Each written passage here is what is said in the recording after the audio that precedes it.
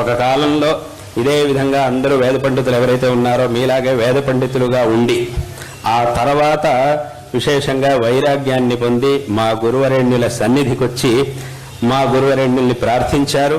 విశేషంగా అన్నిటినీ త్యజించి సన్యాసాన్ని స్వీకరించారు. ఆ తర్వాత మా గురువుల యొక్క ఆజ్ఞతో దక్షిణామ్నాయ శృంగేరి శారదాపీఠం యొక్క శాఖామఠం ఏదైతే ఉందో కర్ణాటకలో బెంగళూరు దగ్గర శృంగేరి శివగంగా మఠం అని ఏ మఠం అయితే ఉన్నదో అక్కడ అధిపతిగా వెళ్ళాలి అని మా గురువరేణ్యులు ఆజ్ఞ చేసినప్పుడు అక్కడికి వెళ్ళి అక్కడ మఠంలో దాదాపుగా ఒక పుష్కర కాలం ఆ మఠంలో అధిపతులుగా ఉన్నారు.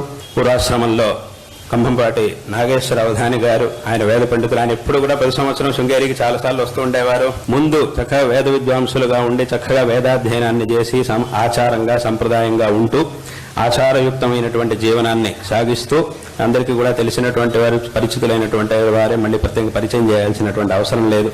ఎన్నోసార్లు శృంగేరికి రావడమే కాకుండా అక్కడ శృంగేరిలో ఇప్పుడు కూడా వేదపారాయణ ప్రతి సంవత్సరం అక్కడికి వచ్చే వేదపారాయణ చేస్తూ ఉండడం, విశేషమైనటువంటి శ్రద్ధాభక్తిని కలిగినటువంటి వారే ఆయన ఎప్పుడు కూడా శృంగేరికి వస్తూ ఉండేవారు, వేదపారాయణ చేస్తూ ఉండేవారు. ఆయన వేదాధ్యయనం చేశారు. అదేవిధంగా ఆయన వంశంలో అదేవిధంగా తమ పిల్లల్ని కూడా చక్కగా వేదాధ్యయనం చేయించారు.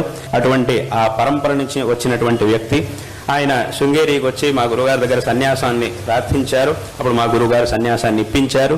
సన్యాసం స్వీకరించిన తర్వాత మా గురువుల యొక్క ఆజ్ఞతో వారి యొక్క ఆదేశానుసారంగా ఆ శివగంగా మఠంలో అధిపతిగా ఉండాలి అని మా గురువులు ఆదేశించారు.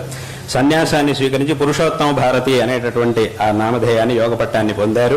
ఆ తర్వాత అక్కడ శివగంగా మఠానికి వెళ్ళి అక్కడ దాదాపుగా ఈ పుష్కర కాలం పాటు మఠాధిపతిగా అక్కడ ఉండి మఠాన్ని ఎంతో విశేషమైనటువంటి అభివృద్ధిని కూడా చేశారు. ఆయన విశేషంగా మఠాన్ని చక్కగా అభివృద్ధి చేశారు. అంతకుముందు అక్కడ ఉన్నటువంటి కొన్ని పరిష్కారం చేయవలసినటువంటి విషయాలన్నింటినీ కూడా ఆయన కాలంలో చాలా విషయాల్ని పరిష్కరించారు. మా గురువుల దగ్గర మా దగ్గర కూడా విశేషంగా మార్గదర్శనాన్ని పొంది అక్కడ ఉన్నటువంటి ఎన్నో విషయాల్ని ఆయన పురుషోత్తమ భారతీ స్వామి వారు పరిష్కరించారు. మఠాన్ని యొక్క అభివృద్ధిని చేశారు. ఇంకా అభివృద్ధి కార్యాలని చెయ్యాలి. విశేషంగా శంకరాచార్యుల వారి దేవస్థానాన్ని ఆయన నిర్మాణం చేయించారు. చేసినప్పుడు నేను వెళ్ళి అక్కడ కుంభాభిషేకం కూడా చేయడం జరిగింది. ఆ తర్వాత అక్కడ ప్రాచీన కాలం నుంచి వచ్చినటువంటి శారదామ్మవారి దేవస్థానాన్ని జీర్ణోద్ధరణ చెయ్యాలి, దాన్ని విశేషంగా పెద్దగా నిర్మాణం చెయ్యాలి అని ఆయన సంకల్పించి ఆ కార్యాన్ని కూడా ఇప్పుడు ప్రారంభం చేశారు. కళాకర్షణ అంతా కూడా చేసి ఆ కార్యాన్ని ఆయన ప్రారంభించారు. అయితే ఆ విధి అనేది ఏదైతే ఉంటుందో దాన్ని ఎవరు కూడా అతిక్రమించడం అనేది సాధ్యం కాదు. కాబట్టి ఇవాల్టి రోజున ప్రాతకాలంలో పొద్దున ఆయన తమ యొక్క దేహాన్ని త్యజించడం అనేది ఇవాల్టి రోజున జరిగింది.